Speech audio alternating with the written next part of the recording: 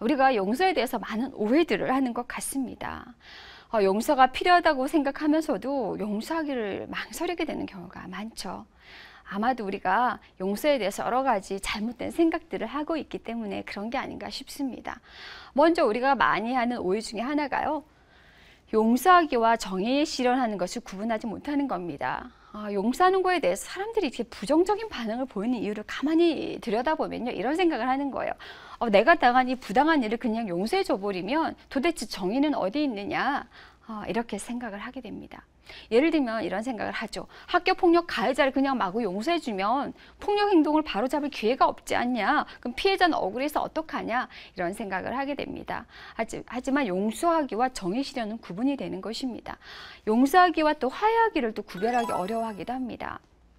근데 이것을 혼동하면 상당히 위험할 수가 있습니다. 말씀드렸듯이 매 많은 아내가 남편을 용서하는 것을 남편과 화해하는 것과 혼동하게 되면요, 내가 남편을 용서했으니까 이거 화해하고 그냥 참고 살아야 되는구나, 이렇게 생각해서는 안 되는 거죠. 그리고 또 진정한 용서와 거짓 용서를 구분할 수 있어야 됩니다. 사실 변명하고 참고 그냥 무조건 용서 잊어버려 주고 이렇게 하게 되면 이 거짓 용서하고 제대로 된 용서를 구분하지 못하면 사실 더 큰 문제가 발생하기가 쉽습니다. 사실 용서에 대해서 제대로 이해하지 못하고 오해하게 되면요, 여러 가지 문제가 발생될 수 있는데, 예를 들면 성폭력 피해자들 같은 경우 또는 학교폭력 피해자들 같은 경우에 아직 준비가 되지 않은 상태에서 억지로 주변의 상황에서 용서를 하게 되는 것도 문제가 있고요. 그래서 성급한 용서를 하게 되면 그게 제대로 용서가 되지 않는 경우가 많습니다. 또 한편으로는 내 마음이 불편하니까, 또는 내가 용서 안 하면 손해볼까 봐, 관계가 악화될까 봐 준비되지 않은 상태에서 용서를 하게 되면 얼른 그렇게 용서해 줘버리는 것도 사실은 이 분노와 불안, 이런 증오들이 해소되지 않는 경우가 상당히 많습니다.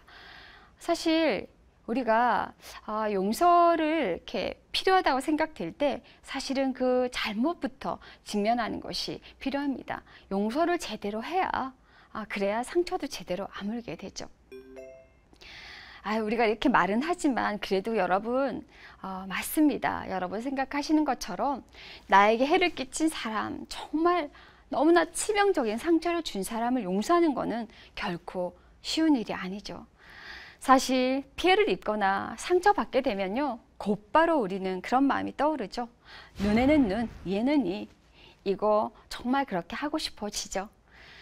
복수하고 싶은 마음이 들고 또 한바탕 되받아쳐 주고 싶은 생각이 듭니다. 그런데 왜 그렇게도 힘든 용서를 해야 되는 걸까요?